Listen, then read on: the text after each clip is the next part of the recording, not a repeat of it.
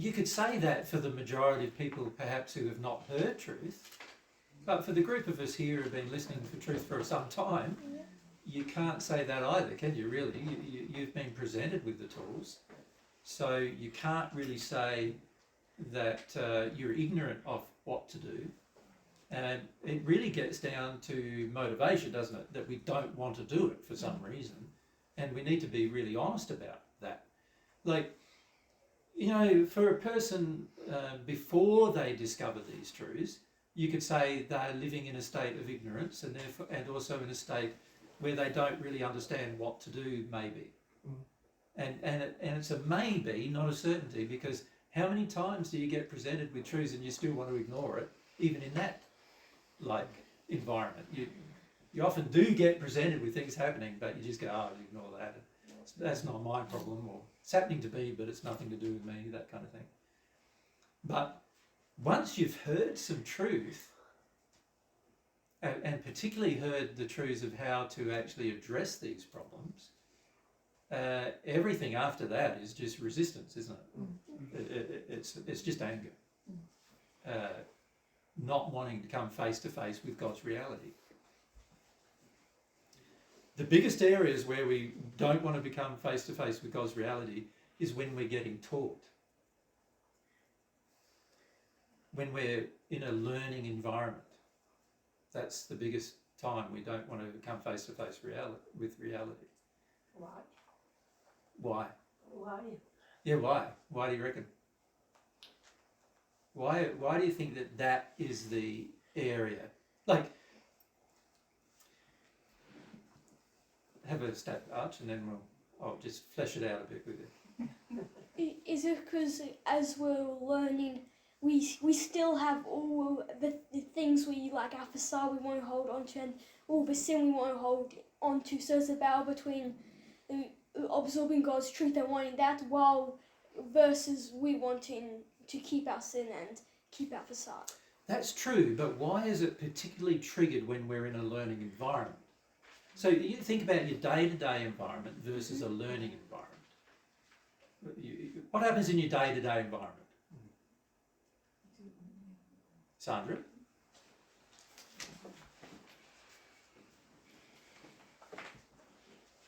I live in my addictions and I don't get to see anything because I just want what I want in those times. And when we come to learn, it all gets either exposed, which we don't want, or I don't want, and then it just, that's Correct. why it's such a... So in a day-to-day environment, you're basically, for the most part, living unconsciously, you could say, to a degree, in the actions of your own addictions. So there's very little, aside from the law of attraction and the law of cause and effect, God's laws, there's very little other exposure of your problems, aside from that. And in fact, your addictions are there to mask exposure. They're there to make sure everything stays under wraps, to make sure everything stays under control, isn't it? That's the purpose of your addiction. So the purpose of the addiction is to make you unaware of really what's going on. So for the average person, they're living in their addiction for the most part every day. So you're having your relationships, your friendships, you go to work and you do all these things. Most of them are done in addiction, right? And so because most of them are done in addiction, we say they're done to look after ourselves and other things, but it's not really true. They're done in addiction because we get things from them. And in getting things from them, we become less conscious of what our problems actually are, because we're getting the solution, or you could say the masking of the problem through the action of the addiction. You follow me? So in a normal environment, the only confrontation you get between God's truth and yours, right, is the law, God's laws, exposing things through attraction and cause and effect, right? That's the only time that you get confronted. And that is a very, you can ignore that confrontation to a large degree, can't you? Like, you can get sick and you can get even sicknesses that cause death, and for the most part, the average person will ignore the confrontation. Right, Dave? What does the average person say when they get cancer if they believe in God? Why did God do this to me? Right. That's an expression of the ignorance the person wishes to remain in. Does that make sense? So, and that's the extreme of it. The extreme of it is even when we're dying from something that is self-caused, we will blame God or someone else for it. We will not look at ourselves, right? Now that's an extreme example, but the average example is we're getting our addictions met daily, hourly, minutely, secondly, and these addictions are going on all the time, and the purpose of them is to mask confrontation. They're to not be confronted with truth. That's the purpose of your addiction, to avoid the confrontation with God's truth. You understand? So in our normal environment that we're living in day to day, we have very little face-to-face confrontation with any of our errors, with any of our unloving behaviour. For the most part, we believe ourselves to be loving while we're living in that state. And we believe, in Western society in particular, we believe, oh, everything's going smoothly or quite smoothly, so I must be okay. Right? That's what we believe. Now, you take the person out of that environment and you put them in an actual teaching environment where they're confronted about their unloving behaviour. How does the person respond now? Outraged. Outraged. What's the highest tendency of the thing to do in that state? You will get angry and in a rage, but what do you do in your anger and rage? There's a number of things you will do, you will try to do. What are they? Sanju, you want to? Well, first of all, like, it's the feeling that comes out. It's like, why the hell did you confront me? But then, like, avoid and... All right, so let's look at a couple so far that you mentioned. So one is this rage that comes out of you. But the way we express rage is very interesting, because for the majority of you, you don't get rage. What you do is, in your rage, you go into withdrawal. Don't you? Yes. Now that's a very common technique, isn't it? What do you get out of withdrawal? No confrontation is what you get. Exactly what the addiction demands. No confrontation. That's exactly what you get out of withdrawal. You don't get to be confronted on any issue. So withdrawing is a powerful tool many of you continue to use to avoid God's truth about where you're at, to avoid the microscope, God's microscope, right? Withdrawal is a great way of just going, oh, I'm nice and calm again. It's that AJ character. He's the one that causes me to get into so much turmoil. So it must be his fault. So that's the next thing we do. We withdraw from the person who shares it. Right? You've seen this happen over and over again in interactions with other people that I've had, where I say something to them, often just one thing, and often in response to them asking me about it. I say it. And yet, the very next week, they're gone. Right? And never to return. Like, we've known tens of thousands of people over the time that I've been teaching divine truth on earth, and the majority of them are not here. Because they've learnt the way you stay away from your problems is to stay away from a person who might highlight them. Do you understand? To stay away from a teaching environment is what you do. That's a purposeful choice, is it not? Right? You can no longer say that you're ignorant. You're making a personal choice to stay away from somebody who can maybe help you with some more personal truth. That's a personal decision and choice, right?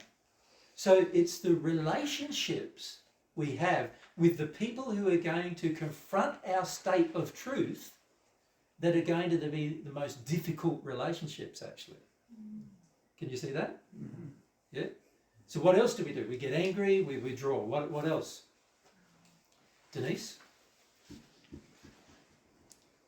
We blame others. Okay, we shift the blame. Not me, it's somebody else. It's not what I did, it's what somebody else said. It's not what I said, it's what somebody else said. It's not what I feel, it's what somebody else feels. Right? We shift the blame off of ourselves onto somebody else, right? Justify that. Okay, we justify. So what does that mean? What does it mean when we justify? We're basically saying, I had a good reason. I had a good reason for doing that, right? And even some of you said, well, that's the way I was brought up, so that's why I do it. It's not why you do it, actually. It's because you're too careless to not do something different. Do you understand? To do something different than that. Really, that's what it gets down to. So justification is a method we use. What else? Jack? Find people that have a similar sort of viewpoint as us, like get commiseration. Okay, so what do you call that? Commiseration is a great tool, isn't it? So Jesus said to me that if I go and see Phoebe and I see Saoirse and I see Corny, they all disagree with him. So he can't be right.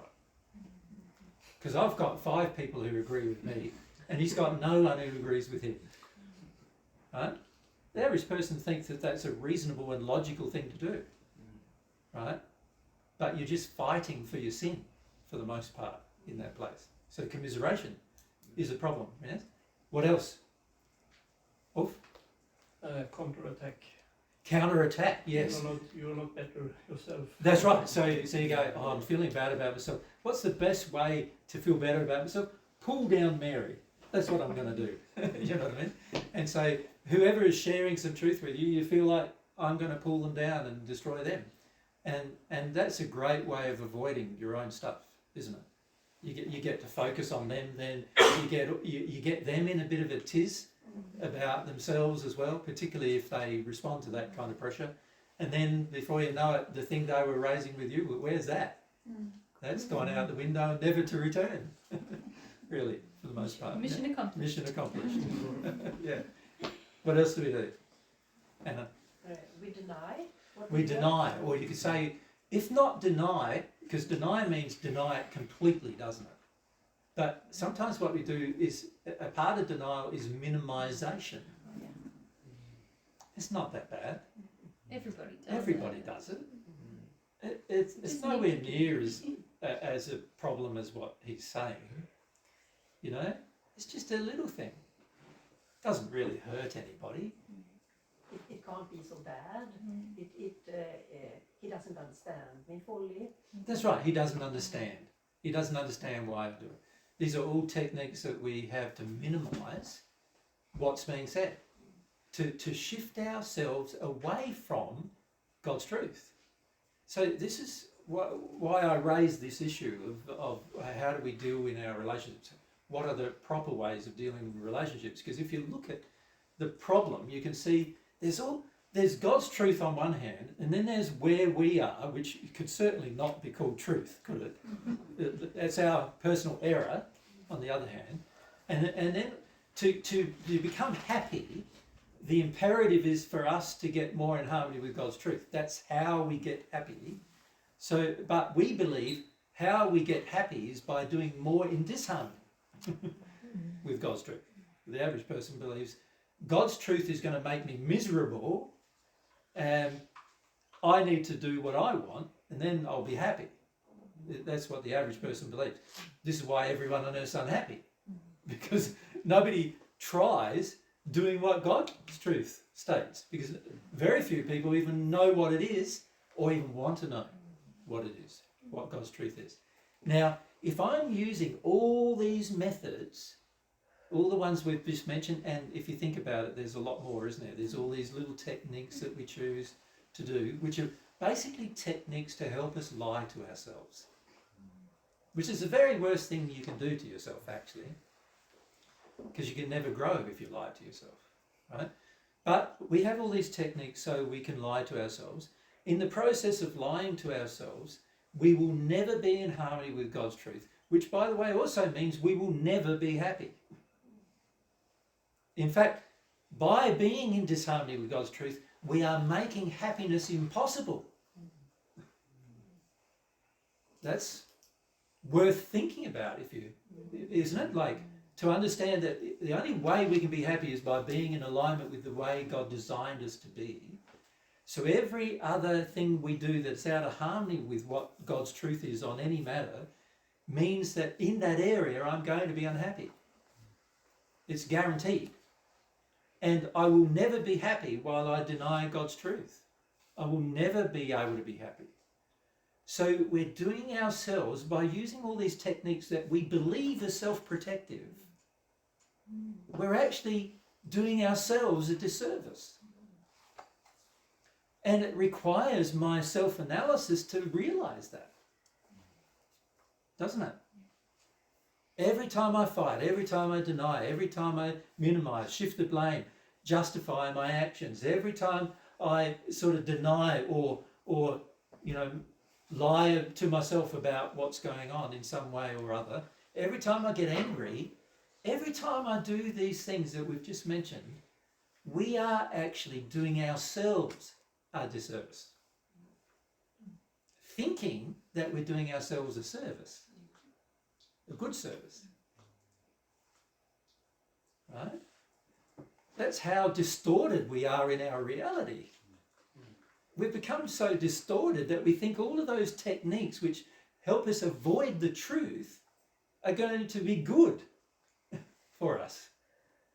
And they can't be ever good for us. They're never going to be good. Oh? I come to think of a good example of that, the channeling of that Mary did with the Spanish ranch owner or something. He was he thought he had lived a good life, and when he came to the spirit world, he was exposed to all his sin. Yeah, all his sin, and he's sort of first he didn't want to see it. No. Next he saw it and he saw, oh, that was not how it happened. Yeah. And that was not my fault. Exactly. I think it was The very things that we're doing every day. and we're here thinking, why are they not progressing? And I go, because they're just doing exactly the same things you've been doing for the last 50 years, which is also the reason why we're not progressing. Right. Yeah. So, and don't think that these attitudes are going to change as soon as you die, because they're not going to change. These attitudes are going to stick with you after you've passed, and the same kind of beliefs, the same kind of attitudes are going to be there. So for something to change, whether it's here or in the spirit world, for something to change, we must learn to desire to bring ourselves into harmony with God's truth on every matter. That's the only reason. That's the only way anything is going to substantially change. And we've got to get rid of every single personal technique we use to deny that process. Does that make sense? Every technique that you use to avoid the truth is not helping you. And at some point, instead of believing it does help you, you've got to get to the stage where you realise it doesn't help me. So why am I doing it? At some point, I've got to get to that stage. It's more than that, isn't it? It's more than it just doesn't help me. It harms me. It harms me. It harms me. It harms me. It keeps me away from happiness. It causes my misery, actually, is what it really does. And at some stage, I've got to have enough personal awareness to see that is true. And my personal awareness is not dependent on anybody else agreeing with me even. It's got to be my personal awareness. Mine, more in harmony with God's. That's what it's got to be. Anything else is going to do you a disservice. Robert?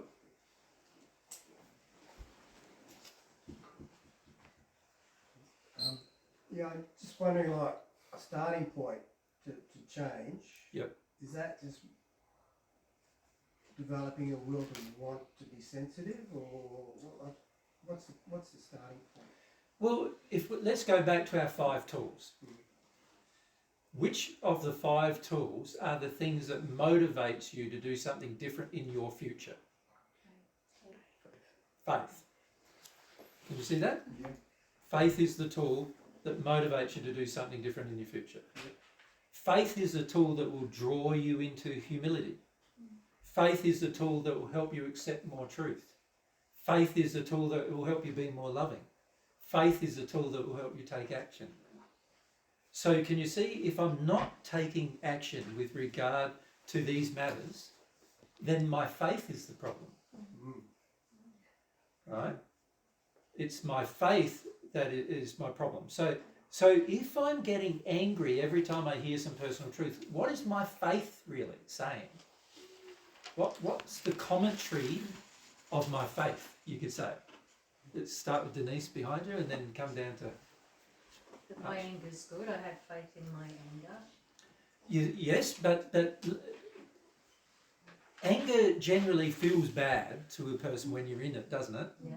So there must be a reason why you want to get angry. What's your faith telling you about anger? What does anger give you is really the question, isn't it?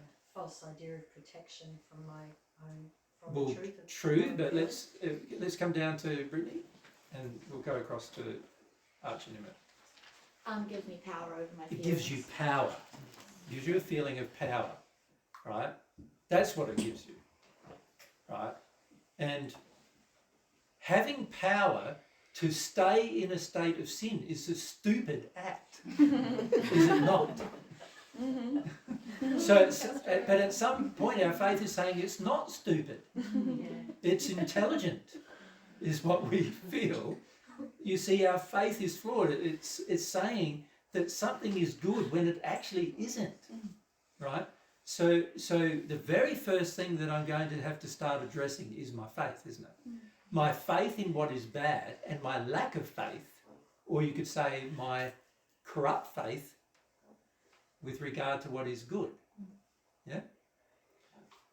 I have to address that.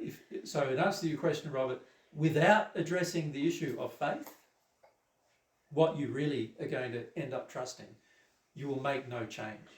You won't be more humble, you won't want more truth, you won't want to become more loving, and you definitely won't want to take any action. Not any positive action anyway.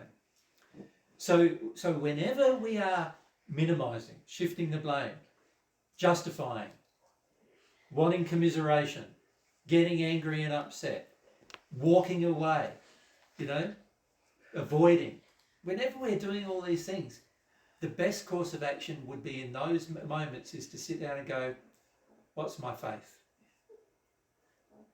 What's my faith telling me? Can you see that?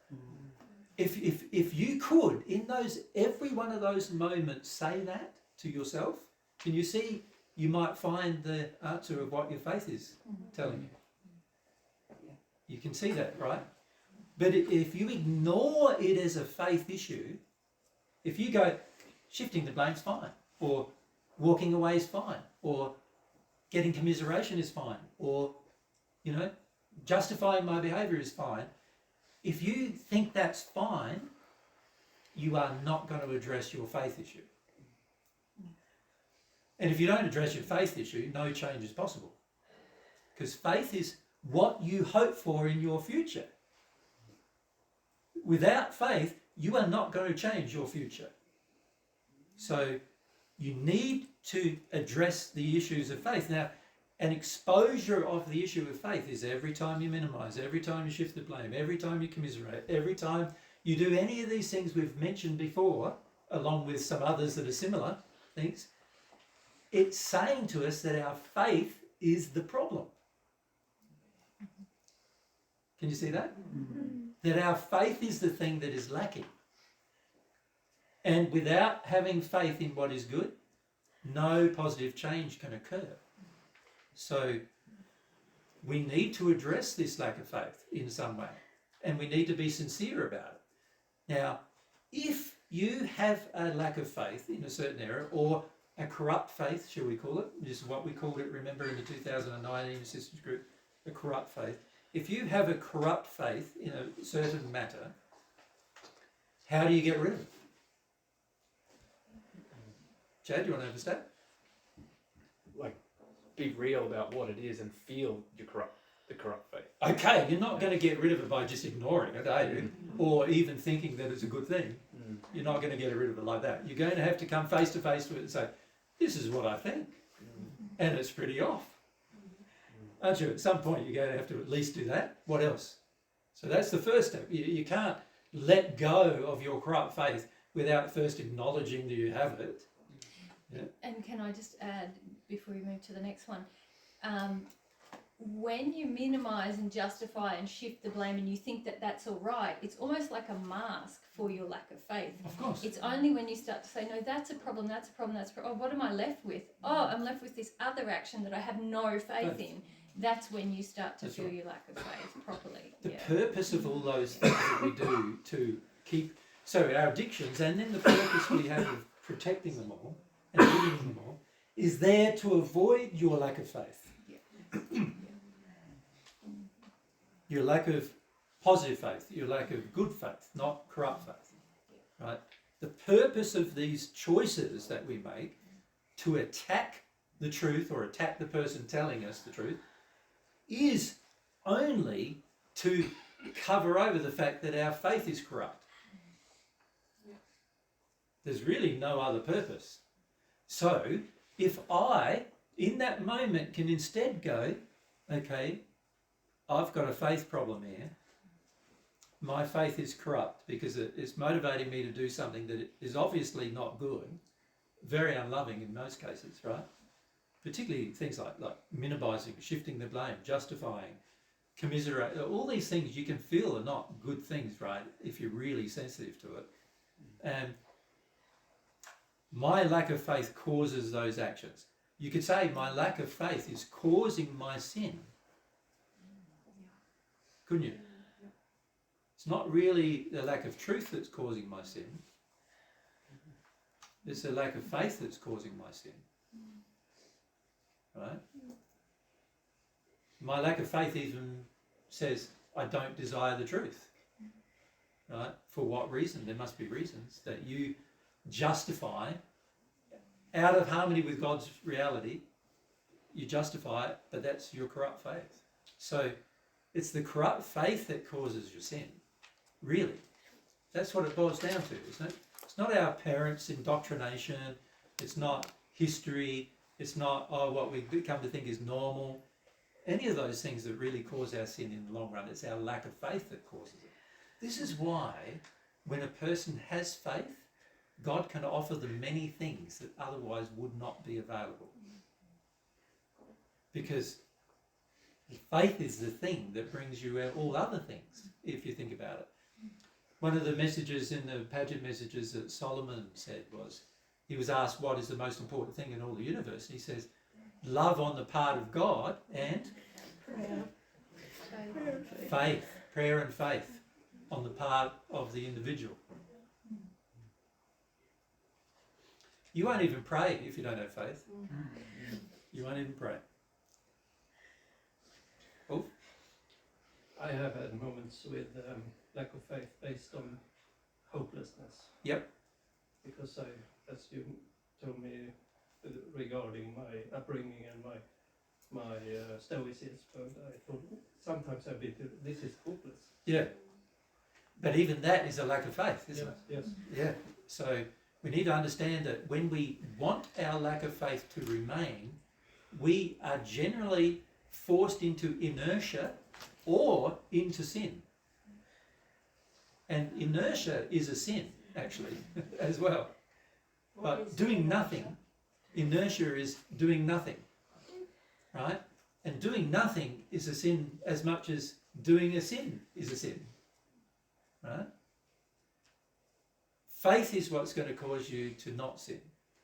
Faith is what's going to draw you through everything you do for your future. Faith is what's going to bring you happiness. Yeah? Faith brings you these things. Because in faith, you will start desiring new things for your future. Things that you weren't aware of or that you thought were impossible in your past. You can now desire for your future. So faith is the thing that's going to get you over these sins of denial and, minimization, all of your addictions, justification, Faith is the thing that's going to get you through these things. And every time you do one of those things, it tells you you have no faith. So it's a very fast way to see I've got no faith when I do those things. But to see it, I've got to be aware enough, self-aware enough to understand what I'm doing, don't I? I've got to be aware enough that every time I'm angry, I'm doing myself a disservice and I'm demonstrating I have no good faith. I've got a corrupt faith. Every time I minimise, I'm doing myself a disservice and I've got a corrupt faith. Every time I commiserate, I'm doing myself a disservice and I've got a corrupt faith. Make sense? Every time I run away, I'm doing myself a disservice and I've got a corrupt faith. Anna?